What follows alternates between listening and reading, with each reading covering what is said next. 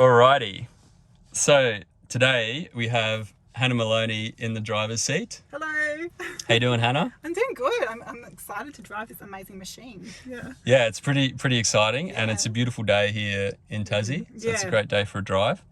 Now, you've actually just launched a new book, and I was at your book launch last weekend in Hobart Town Hall, along with hundreds of other people. Yeah. Let's say hundreds of other people, I'm pretty sure, in that hall.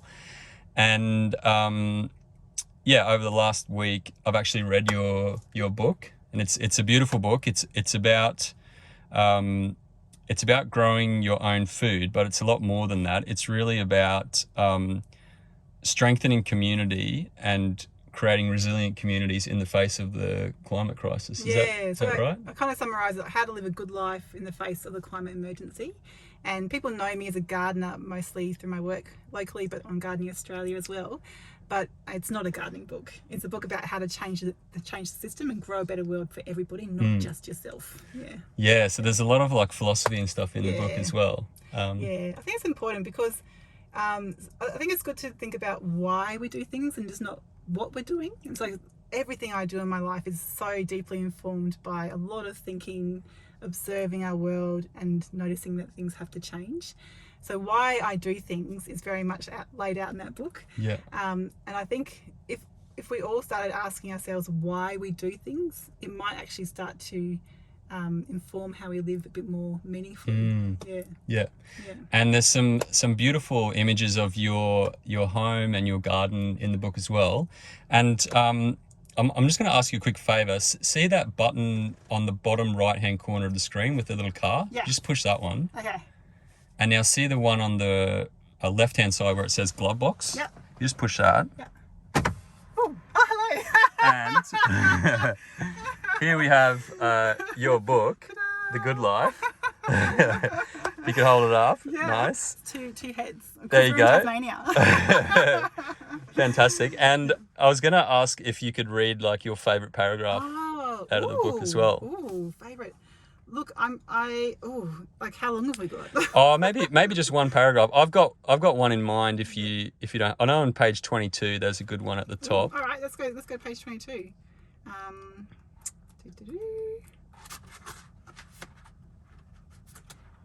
If my memory serves me correctly. That's good. Getting there. Okay. Oh yeah. Okay. So we're ready. Yeah. Okay. Our individual and collective good life will only happen if we all turn up, tune in, and tackle this destructive system with joy, integrity, intelligence, commitment, and what some refer to as radical hope.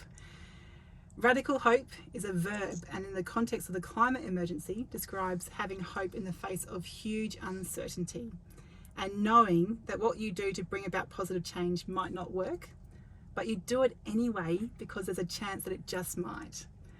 Radical hope is not blind optimism. It is love and courage in action. Yeah. That's awesome. I really, love that paragraph. And it really, when I read it, it kind of spoke to me because that's kind of how I view activism as well. It's in the face of, quite a horrible, potentially horrible future.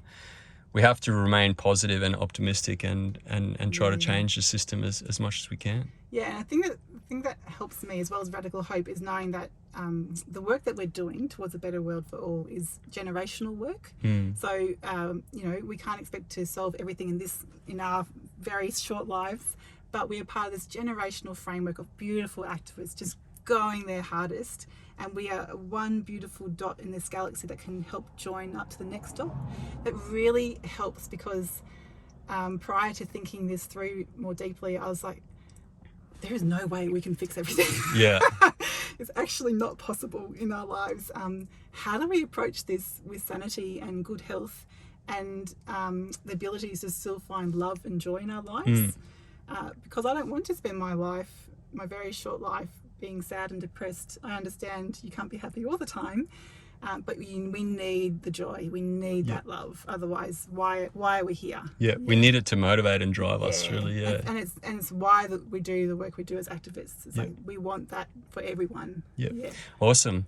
All right. Well, we're going to go for a drive now, and we're going to have a chat about a few things in your book, and then we're actually going to finish at your home, and we're going to have a little look around your garden as well. Yeah, go pet some goats. Go pet some goats. Fantastic. First goats on coal miners driving Teslas. So awesome. So you're all comfortable? I think so. So to go, I have to just click into D for drive. Yeah, so hard down will put you into drive, and that's the D there. There you go. Okay, shows me. And then...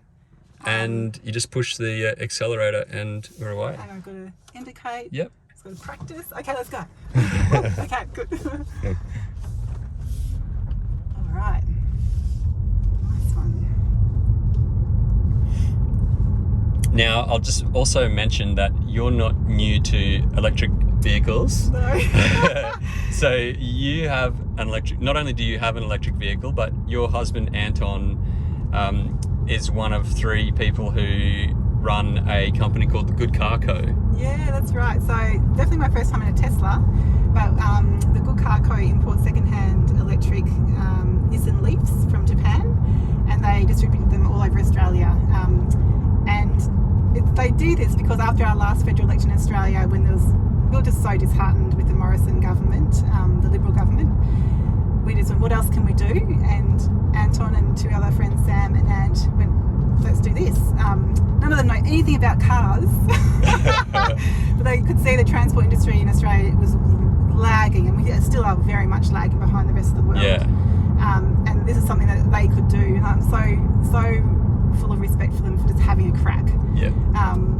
And we actually don't even own a car. Like, we happen to have 1 to 5 electric vehicles in our driveway at any one time. Yeah. Because they kind of go in transition. Yeah, in transition. Yeah. And I get to use them occasionally for work, and, which is great. But we don't have a car. We just have 2 electric bikes, and we have what's called a car share with some friends around the corner, which is a petrol car, but it's a really efficient little buzz box, and we can use that for work or play. And we do aspire to having an electric car one day, but it's, we're waiting for the utes to become a bit more accessible and affordable. Yeah. Oh, they'll definitely come. Yeah, they're coming. The transition's definitely coming. Yeah. And I actually took the Mayor of Hobart, Anna Reynolds, for a drive, and she has one of Anton's Nissan Leafs as well. She does, and Anna Reynolds is a wonderful supporter of just progressiveness, and that includes electric cars. And such a long-term climate activist. I have a lot of respect for her. Yeah. Fantastic. And how's that feeling now? Good. I'm still definitely concentrating. Yeah. It feels so smooth. I think. If you just want to, sorry to interrupt, you just want to slow down a bit here. Maybe come to a stop here. You can stay on the road. Oh, there's a car behind me. Oh, is there? Sorry, we'll keep going then. Okay. I was going to see if you want to do a little acceleration. Oh, yeah. Do you want me to pull over and then do that once these cars go by? We can actually do it on the main road as well. Okay, cool. Yeah, that's all good. Yeah. So it sounds like Tassie has a lot of supporters for electric vehicles down here. Look, it's growing. I want to say yes. That's only based on my wonderful little bubble of networks, like friendly networks.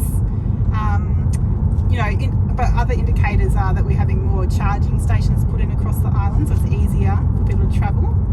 And there's heartening conversations with our state government around infrastructure and just take up of electric vehicles, which is great.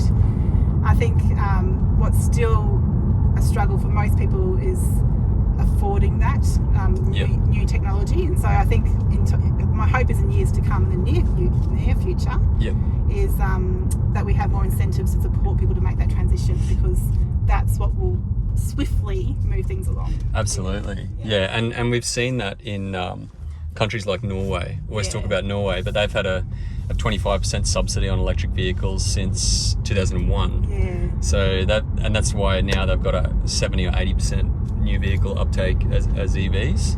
Yeah. And Norwegian citizens are reaping the benefits of that with much cleaner air in their cities. And this is the opportunity for Tassie. Tassie has claim to the cleanest air in the world. Now, it's not the cleanest air in the world in Hobart. It is around Hobart. Yeah. But the opportunity is, once we get to 100% electric vehicles in our cities, we're going to have pure clean air. Yeah. And it's going to be the first time that humans have lived in cities with pure clean air probably since the first industrial revolution. It's such a good point. And I think the other thing is like there's air pollution, there's noise pollution as well. So there's huge benefits across the board for everybody.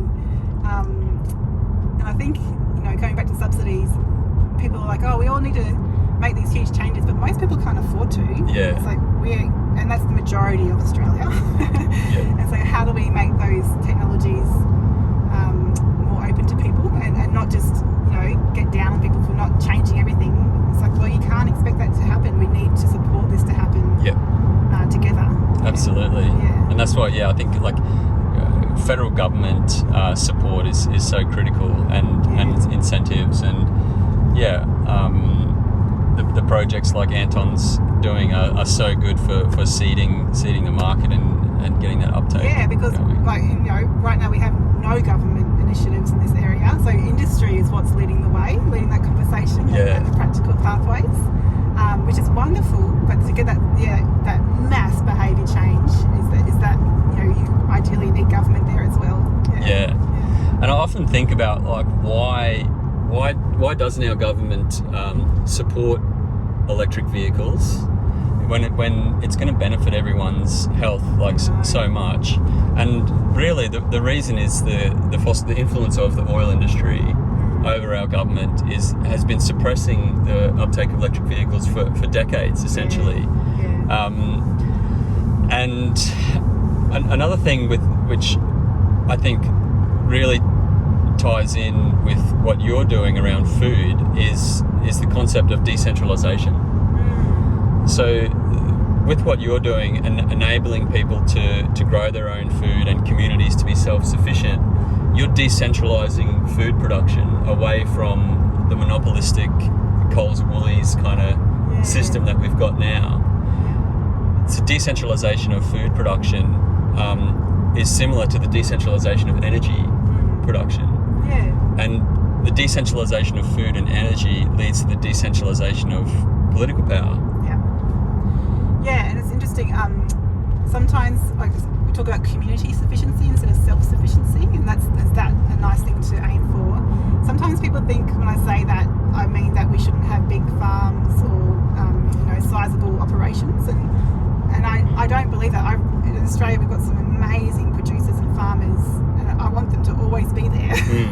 We don't have to grow everything or produce everything ourselves, but I do think that in our own states, territories, islands, regions and valleys, we can build incredible resilience by diversifying, decentralising, and then fostering a local economy, and still participating in a global economy as well, but knowing that we have our local situation very much wrapped up in a good way, so that when increasing disruptions happen, which we're told to expect, whether that's fire, flood or pandemic, we can ride those out and look after each other more so.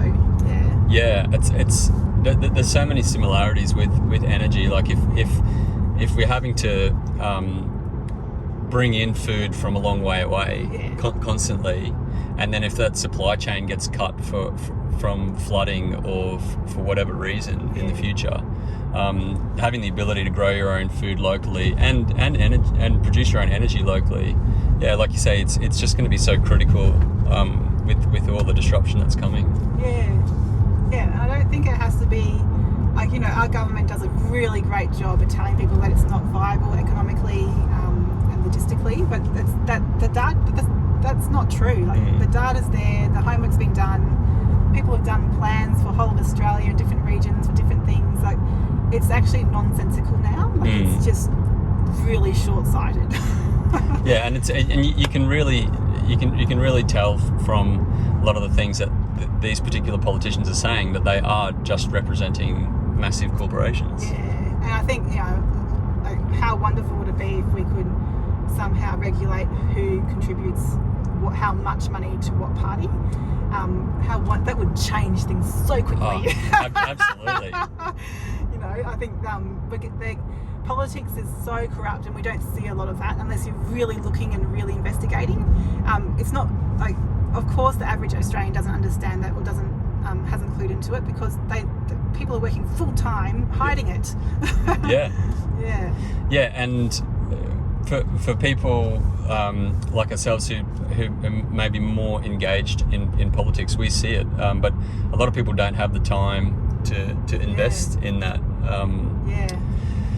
So it's hopefully more and more communities are mobilising and grassroots campaigns are building, and hopefully we will see a change at the next election. Yeah, I think think about, we have an upcoming federal election in Australia. It's like, is your local representative actually representing you? Like, what work are they actually doing? And I think just tune into that, and that doesn't take a lot of time always, and just to see what they're doing and what are the issues for your community now, but also moving forward with especially some of those bigger resources around food, energy, water, all those different things. Are they doing what needs to be happening? And if not, why not? And making sure that when you put your vote in next time, is that you're voting for climate safe policies and for true representation of people and planet, not just of big industries having their own way with us. Yeah, absolutely. How's the drive feeling? It's great. It's like, I think electric cars are so easy, except for the indicator. Yeah, the indicator takes a little bit of getting used to, but you'll pick it up in no time. No, yeah, exactly. No, I think once I worked out how to open the door handle to get in, I'm pretty good now. It's a bit of a spaceship.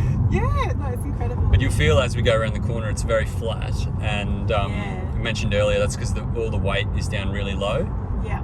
And so it holds the road very well. Oh, totally. Like it feels so safe, like very solid, very strong. Is that a thing? I don't know. Yeah. It's super solid, and often mention like modern Tesla battery packs are getting like 1 million kilometers plus. Wow. Right, and I've been running that line a fair bit. And yesterday I took someone, and I mentioned that, and he said, how many years is that? And I said, oh, that's actually a good question. So I went and checked it out, and the average person drives around 40 kilometers, 35 to 40 kilometers a day, which is around 15,000 kilometers per year. Now, 1 million kilometers out of a battery pack and motor at 15,000 kilometers per year is actually 66 years worth of driving. Wow. That's amazing. Yeah. So with modern electric vehicles, you're getting 5, 6, 7, 8 cars worth of mileage out of the same vehicle. And that's a really good thing to touch on, because they're built to last as opposed to just like built to break or just to last a few years until the next trend comes along. Yeah. I think that's a really cool thing to tap into, because rightfully so, people criticise green tech by going, it's just another thing to buy, and it's like we don't need any more things, and there's a really good valid points in that conversation. Yep, absolutely. And the other side is like we need to invest in things that will last and that are like appropriate technology for our time. So, and how that transitions and how those obsolete resources are recycled or repurposed is really important. We can't just vague out and send everything to landfill. So there's a huge conversation there to be had. Doesn't mean that it's not worth transitioning. So yeah, absolutely. Like for example, if you're getting 5 cars worth of mileage out of the same car, that's actually 5 times less iron, 5 times less glass, 5 times less plastic or copper that's needed. That's 5 times less mining that needs to be done. And Tesla's really a revolutionary company in that respect as well, because they're going for they're hoping to have the whole car fully recyclable and what they call non-extractive mining. So the new battery packs in Tesla are basically 100% recyclable.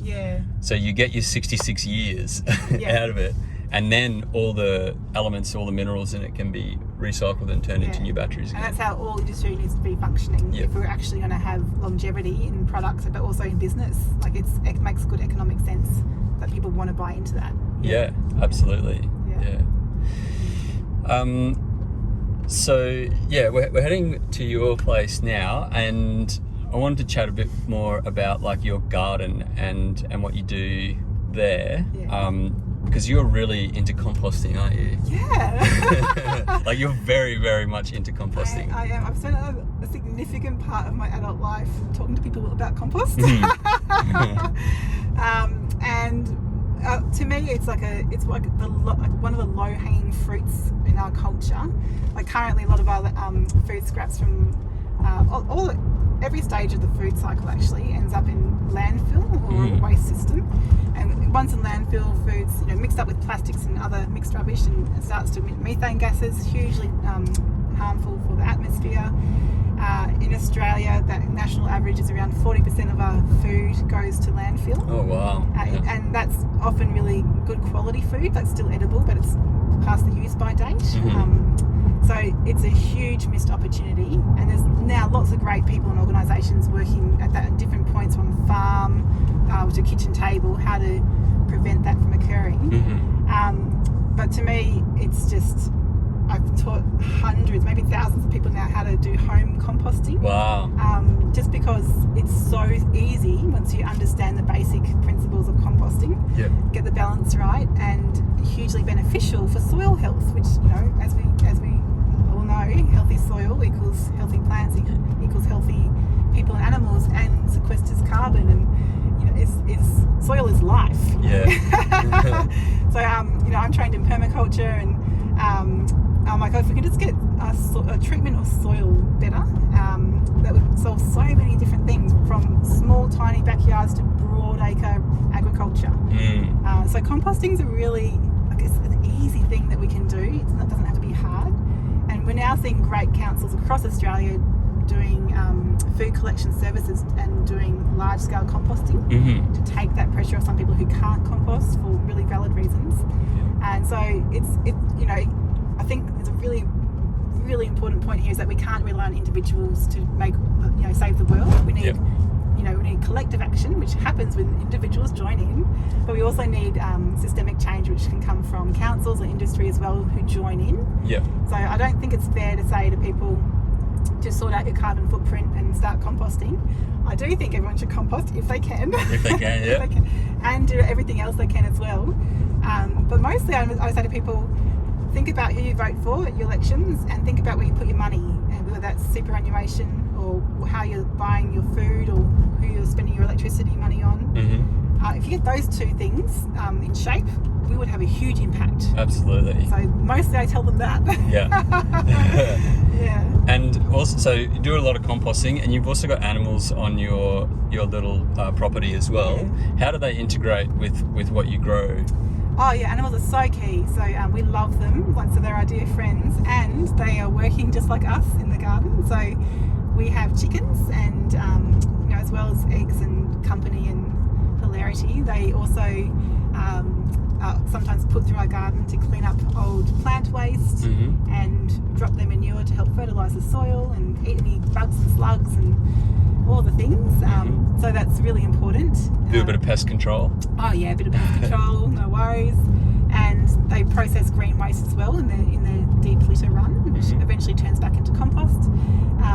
We also have two beautiful milking goats called Jilly and Gertie, and they're so important. So they manage a lot of weeds in our property actually, or surrounding properties, and they also, all their manure is harvested and composted and goes back onto the garden. So we call it nutrient cycling. So we harness all the nutrients, whether that's manure or weeds, plant waste, and we cycle it, we transform it into different materials, which is compost. Everything comes back to compost. All roads lead to compost. Pretty much. And then we cycle that back through our food crops, whether it's orchards or annual vegetables. We also have honeybees for honey, but mostly we have them for pollination. We've had them for, I guess, maybe a good 5 or 6 years. And when we got them, our neighbours who've been living and gardening for 30 years next door to us said, our fruit trees have tripled or quadrupled in their yields since the beehives have come. Wow, so your bees are impacting all the properties around Absolutely. you. So bees will fly up to 5 kilometres every day to source their food. So they're impacting the whole neighbourhood, and that's what people often don't realise. So your neighbours love you guys because of your bees, huh? I think it's really, bees aren't the only pollinators. Lots of different flies and insects will pollinate crops, but they are a primary pollinator. And so when people talk about the collapse of bee colonies overseas, that's a really huge concern to things like food security and making sure that we can still grow enough food to feed each other. So everything in our property, plant or animal, does multiple jobs, and so a lot of that's about providing food for us or our friends, but it's also about nutrient cycling, pollination, that being part of the broader ecosystem. Yeah. We can't just think about what we can take from a garden or from a property or from a farm. We have to think about what we can contribute to creating a regenerative system, Like circular kind of thing. Yeah, that's right. Yeah, I was going to say you're kind of creating an ecosystem there, isn't it? Yeah, that's right, and it's very managed. So there's a myth flying around with permaculture that all you got to do is like throw some seeds at the ground and a food forest will explode and you never have to do anything again. Yeah. That's a lie. Yeah. So like every other garden ever, you still have to have inputs, which includes your energy and time. And so it's very managed, our space, and we take a lot of joy in using the footprint that we have and using it very, very intensively, knowing that means that we don't have to extract from elsewhere in Ireland or Australia or the world, because we're creating more resources, more food for ourselves here. Not trying to be self-sufficient again. It's also just our idea of a good time. It's genuinely fun for us. Yeah. But it acts as a really great demonstration to show people what can be possible if you're that way inclined. Yeah. Oh, that's fantastic. And you also help other people who are trying to set up these type of systems on their properties as well. Is that right? You help them design those kind of places? Yes, I do a lot of landscape design work for people in the city, but also small and medium-sized farms up to around 100 acres. Yep. And so that's very much around. It's always a productive element. Like, okay, that's what kind of food can we grow here, even if it's just a small veggie or herb garden. But we're very much looking at things like soil health and water health, so catching and storing as much water as you can, even if that's just in a small rain tank, or big dams and earthwork systems as well. So we're really looking at how to create landscapes that, like with a generational framework, we go, how can this be useful for this person, but all for the people coming after them as well? Yeah. And that's really a fun way to think about land and life. Because you're positioning yourself as part of a bigger picture, really. Then, It's like, how can the work that we do now keep on giving beyond your time here? Yeah. And it's often more applicable when we're looking at broad acre properties, but even with small scale things, the work that we do can definitely have a lasting impact. And so that's what we're looking at. It's like we make sure our gardens are beautiful and all the things. And aesthetics can be beautiful. What is beauty anyway? I don't know. Yeah. Everything's beautiful, but a lot of people think, edible landscapes are too messy to have, or productive or regenerative landscapes are too messy. But it can be whatever aesthetic you like, and I think the beauty is also in the impact that it creates for people now and in the future. Yeah. Absolutely. Yeah. And are you noticing a trend towards these types of community sustainable properties? Are more and more people becoming interested in this kind of stuff? Yeah, definitely. So I've been thinking around these things around 20 years. I'd say in the last 10 years, it's no longer considered weird to do what I do. Okay. Well, for a long time it was, and it's quite alienating. But my experience now is very different. So that's just anecdotal feedback. But composting's going mainstream. It is mainstream. Nice. So I think that's hugely heartening. People want, we can't keep up with the demand in our work, and that's really heartening. And we just, as a result, we do more and more free resources for people so they can crack on and do things themselves. Because ultimately, I want people. I don't want to do the job that I do. I want other people to have that skill set and that knowledge set themselves. There's a co-founder of permaculture, David Hungrim. He's got a lovely saying around permaculture, is that it's the common sense that isn't so common anymore. And I think that's so true. And I think one day I hope this stuff is common again. But a lot of the work that I do is angled at just, that wonderful mass behaviour change as much as I can. Use the time I have to make a good impact. Because the stuff that you are doing, that's what we used to do. Yeah, isn't it? It's so We've kind of forgotten it a little bit. Yeah, and it's often like within one generation, like your parents or your grandparents, 1 or 2 generations, they would do that. Yeah. So yeah, in my family, it's like I grew up in a unique environment where that was normal. But they're like my grandparents, like they're all farmers, you know, this is normal. And in Tasmania, it's interesting, in the Chooks, a lot of people have a connection to farming family or a farming community still. Yeah. And so I was really, it's like a really different culture here. A lot of people know where their food comes from because they are related to the farmer. But across most of the population of Australia is in big cities, they don't have that similar experience. Yeah. And you also talk about how we should really centre First Nations people in our response to climate as well. Yeah, absolutely. So often the climate emergency is seen as an environmental issue, and it's not. It's an intersectional issue, and there's a term called climate justice, which really works on capturing that. So is social, environmental, economical issues all wrapped up together, and you can't really separate them. And we talk about First Nations, centering them in the climate conversation for a range of reasons. We are living on their unceded land, so it's so important for us to learn that history and let that inform how we move forward, and make time to listen and learn from people in your region, in your First Nations communities, to understand what that has meant for them and how moving forward in a climate just world, what needs to happen for healing to happen, and that's for country and people. Yeah. And as a white person, there's so much to learn there, and the best thing I can do is keep talking about it, knowing that sometimes I won't get it right, but knowing that the more I talk about it, the more it can become normalised. Yeah. And I think I'll just keep talking. Absolutely. And the other element of climate justice is that with climate change, it's the frontline communities who feel the brunt of it the most. And those communities are often low socio-economic, farming communities as well, and First Nation communities.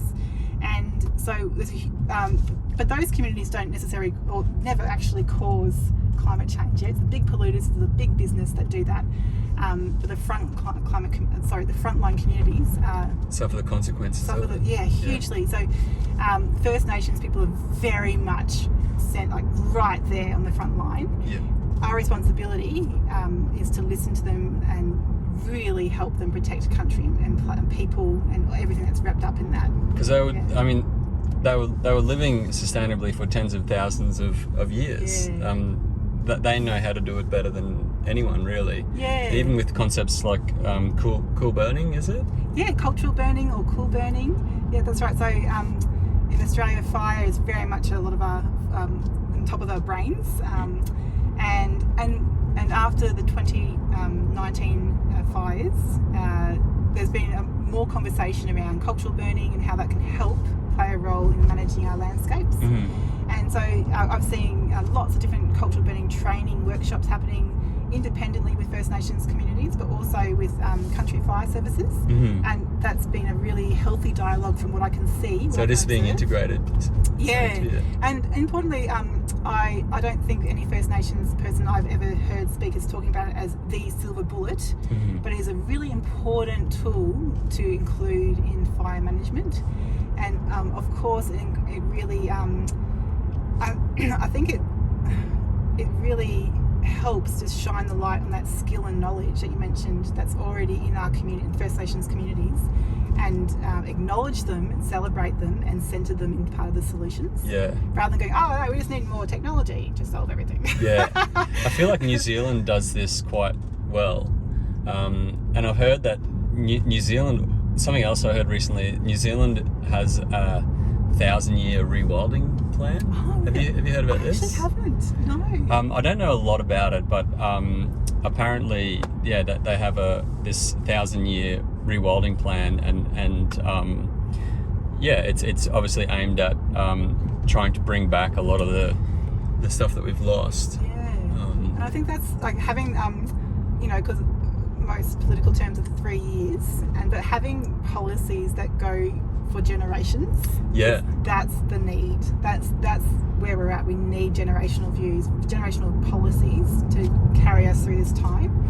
Yes, that sounds incredibly heartening. Yeah, well, imagine being a part of that and working on that project, knowing that it's like a 1,000-year project, and you're part of this massive thing that's going to impact your country for many generations. I think as activists, I think that's the frame of mind we need to apply to our lives. So we are part of a multi-generational approach here to, towards climate justice, towards rewilding our countries, towards centering First Nations healing and justice, and all these really huge things will take thousands of years. Yeah.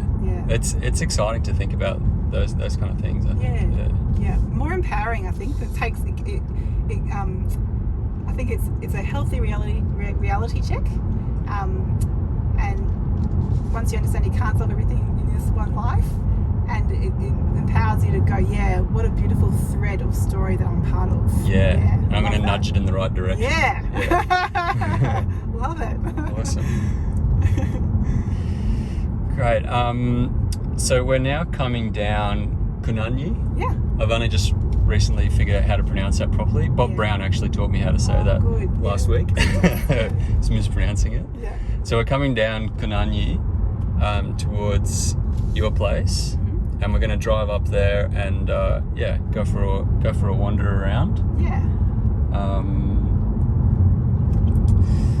So you've been down here for 9 years. That's right. So I've been in and out of Tassie for around 19 years, but we've moved back permanently around 9.5 years ago, and very much never leaving. Did it take a while to get deep into the community? Well, because I had been living here for some years before I moved back, I had some great connections.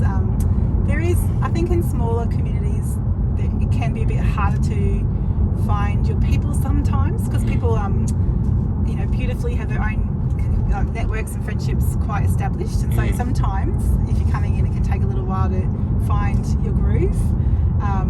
But there's beautiful people everywhere, and you just got to find them.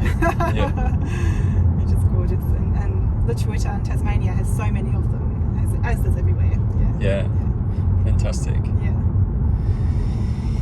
Are you moved to Tasmania, Dad? Oh, well, I've been here for 2 months, and I'm very tempted. It's so beautiful. I've been on some amazing walks as well. So I've been up to Harts Mountains. Yeah, gorgeous. Did that, and also Lake Dobson up at Mount Field National Park. Beautiful. Which is really lovely. So it's a pretty special part of the world down here. We're so lucky.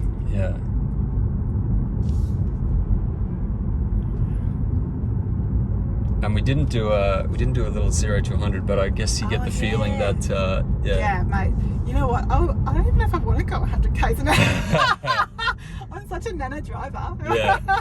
Well, this car has some other pretty amazing technology. Like, we won't do it here, but the full self-driving. So I actually drove 90% of the way from Melbourne to Central Queensland in autonomous mode. You've got those big roads, so you can kind of on the freeways, on the highways. It's super reliable now. It's interesting to think about what autonomous driving how that's gonna impact how we move and how we transport as well. Like, if we all share cars and they're autonomous and they can come and pick us up and drop us off, then we need way less cars in total. Well, actually, it's the thing. Like, I'm all for electric vehicles, but ultimately, I want there to be heaps less cars in the world. Like, just like more public infrastructure, more transport options available to people to share. More active transport. More exactly. More walking, more riding, all the things. So, cars are great, but honestly, they're not the best. No, they're not the best. They get in the way, and you can't see people's faces very well with cars. Absolutely. So, with autonomous cars, the possibility is that we can dramatically reduce the number of cars that we need. And that is going to be amazing because it'll free up a lot of space as well. I know, it's so infuriating. I'm a bike rider normally, and just getting around town is just, you have to really compete with the car. There's not enough bike lanes. Usually there's no bike lanes, and there's so much space for car parking or just driving. And I'm like, we just want, bike riders, we just need one lane, and then you can have hundreds of us in there. And they've shown that it's actually a much more efficient mode of transport to to get more people through. Like you can get way more people through. Right, you can transport way more people with a bike lane than you can with a car. With car lane. Absolutely. Yeah, totally. Yeah. All right, here we are. Okay, so to park, yeah, just the button on the end. Button done. Done. How do you turn it off? That when we get out, it'll turn itself off. Yeah. It's got it all covered. Incredible, thank you. No worries. Yeah, great. Shall we go and check out your amazing little creation here? Let's go. Awesome. And open the door. Yeah.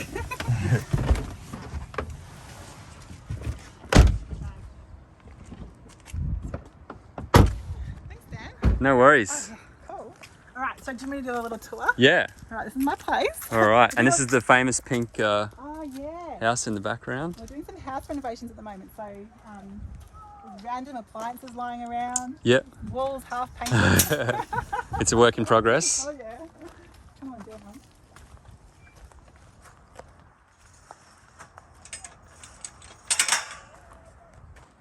So you may be seeing that our place is quite steep, and it's the biggest challenge that we face, I guess, because everything on a steep block takes longer, is harder, and more expensive. So that's really important to know if you're thinking about buying a steep block. But because of how steep it was in the old house, and at the time we bought it had very poor access, we could afford it. And in a time where land affordability is just spiraling out of control, we just jumped on it and worked our little hearts out. And you actually had to, I was reading in the book, you had to, I forget the name, to layer it so that it's... We do lots of terracing. Terracing, that's it, yeah. So you'll see in our property, maybe come down here, we very quickly excavated it and terraced it so we could use the property and grow food, which is a big passion of ours. That's really important. So you'll see here's one big flat terrace, and that's all for our annual vegetables. But it's also like catching and storing water that would normally shoot off the slope, so it's slowed down and it sinks into the soil. Ah, okay. And it benefits all the plants. And with water, we're always working out how can we keep it on the slope for as long as possible before it leaves the property. Yeah. The best rain tank you can ever have is your soil. So healthy soil will hold like thousands and thousands of litres of water. So it's all about soil. It's all about slowing down the flow of water, really. And improving soil health so it can hold onto it. And of course having plants in the ground so that like they can drink up that water and stabilise the slope. Yeah. Most of our property is perennial, so in between our flat terraces we have these steep banks, which we had no money when we were doing this. We were just so gung-ho.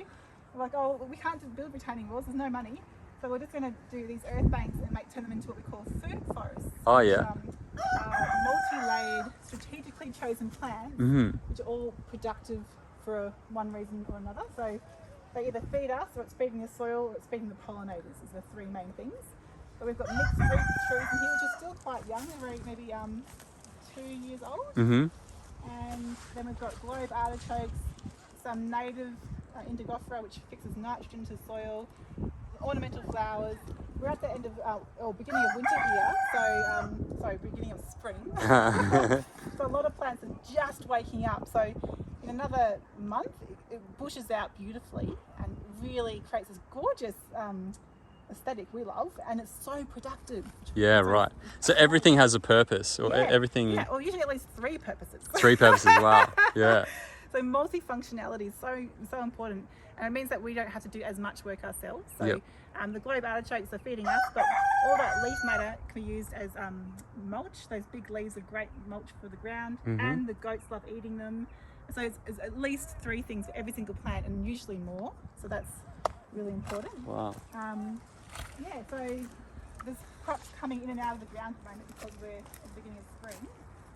But and we're always rotating the crops and looking after soil again. And how much, what percentage of the food that you and your family eat comes from here? Great question. So all our veggies come from here. Occasionally we'll buy, we have a 6-year-old daughter, so she'll be like, Mum, I want some corn.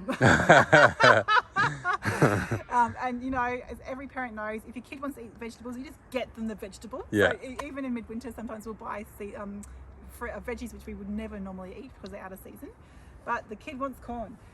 But the vast majority of what you eat is coming from this patch. Yeah? Most of some of our, probably around 50% of our fruit comes from here, but within the next 2 years, 100% of our fruit. Wow. Because a lot of our trees are young, and we've got a lot of nut trees here as well, which is a hot tip because people often forget to grow the proteins, and nuts have heaps of proteins in them. So we've got lots of almond and hazelnut trees here, which are small nut crops. Wow. Yeah. The bigger walnuts and chestnuts are too big for our property, but we get the small ones in. So you think about how you grow proteins. It's not just your all these yummy, delicious sugars and fruits and veggies. That's really important for a balanced, healthy diet if you are eating a lot of food from your property. Yeah, right. But as I said before, we're not interested in self-sufficiency. Like, we've got a beautiful community across Tasmania of producers and growers, and between us, we can source everything. Everything. So cool. Yeah. So cool. So whenever you got excess, you can go and swap it with people in the around the You should just give it away. Yeah. What do they say? The best place to store excess food is in your friend's belly. Yeah. Oh, totally. And we do lots of preserving as well. So the second best place is in your pantry. Yep. Nice. But we share so much because why wouldn't you? Yeah. It's a beautiful currency to participate in. Yeah. Absolutely. Yeah. I'm just going to capture this view for everyone. So, beautiful view over Hobart. And this, in the book I read this is the goats' deck, is it? It's the goats' deck. Usually there's sunbaking up here. It's weird that they're not. Yeah. Julie, Gertie. Would you like to come in? Yeah, absolutely. Let's watch your little step. And a lot of the materials here you've sourced secondhand, or sourced from different places. Yeah, so all this timber is sourced ethically from a local sawmill site. So you can see the flitches are here. So these are all the offcuts, this is the waste scrap pile. Yep. But then the other timbers that we've bought, like sleepers, are bought from a local sawmill he grows the timber on his property, or he sources it really ethically. So it's a big part of, if you're going to build anything or create anything, you have to consume some stuff. And so thinking about what you're consuming as much as possible. It's local, it's ethical, you're supporting good local economics and good land management. So when we built our sheds and our office, all that timber comes, from a good source, which is not that hard once you start asking around.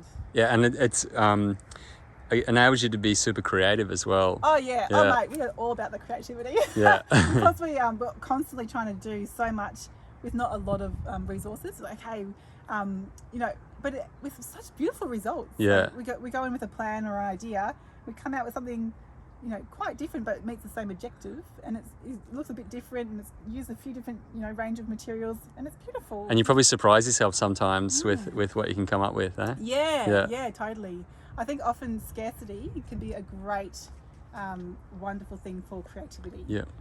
So don't be afraid of it. Nice. Yeah. Our girls are hiding. Oh, hello. Oh, here we go. Hi. This is Gertie. So Gertie is the mum. Hi, Gertie. And she is unusually amazing. She is so unusually amazing. I tattooed her face on my arm. Oh, really? You won't meet a goat like this one ever. Wow. Yeah. So it's a pretty famous goat, and this is also the first goat on our Coal Miners Driving Tesla series as well. Gertie, there you go. She's pretty famous. So yeah, Gertie and her daughter Jilly over here. Jilly, you're also amazing. You're beautiful. They're not camera shy either. No, they're quite interested in people. Now you milk these goats every morning. Every morning? Yeah, so we milk every morning, and Anta, my partner, makes lots of cheeses, and we make yogurt, and I share with my friends. Amazing. And as I mentioned earlier, they're a big part of our nutrient cycling system for our property. But mostly I just love them. They're just look at them. They're very chill. They're so beautiful. Yeah. Yeah. I do spoil them a lot because they're worth it.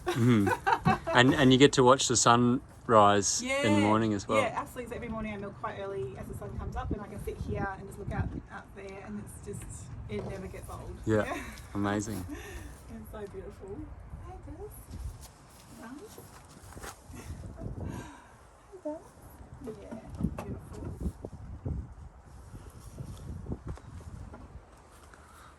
Yeah. What else can I tell you? Got the chooks here as well. Chooks, I can show you. Yeah, chookies. Yeah, so the chooks are great. I don't feel like it's the home unless I can hear the sound of chooks in the background. Yeah. And now we have a rooster. He's called Pom Pom. He's a little bit useless, but we still love him. Yeah, nice. Yeah, and the chooks, like, they share this space with the goats, but they can also go via a tunnel down to a green little pasture Oh yeah. behind Nice. the compost systems. But they're coming back into the lay now with the beautiful spring weather. Yeah. Goatie's just doing a wee. Adding nitrogen to the it's soil. important. Nice. Yeah, everything we're standing on is scraped out twice a year and then piled up in our compost bays where it matures more. Yep. And then comes back onto our orchard. So it's like a very tight loop. Yeah, amazing. Which is so nice. You can come out this way. Yep.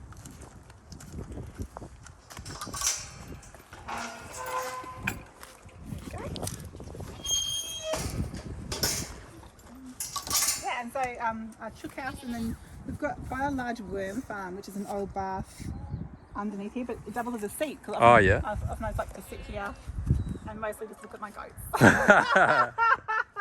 It's a nice, lovely spot to sit as well. Yeah, totally. And this is a young mulberry tree, but one day it's going to be big and shady. Yeah. I just, I often just see this place and how it will look in 10 years' time, and it's like a forest with a small slither of annual vegetable garden. Yeah. And it's really stable and sheltered.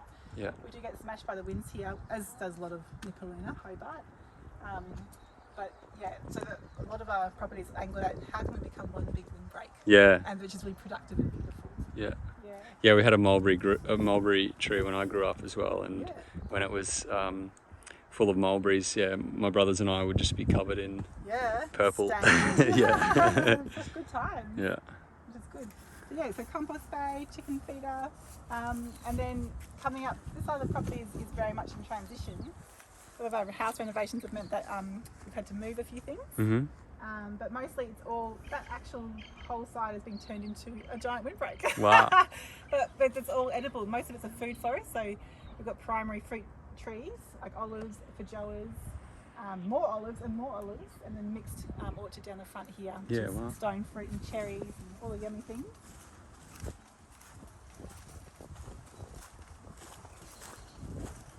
And how many acres would you need to do something like this? Oh, you don't even need acres, no.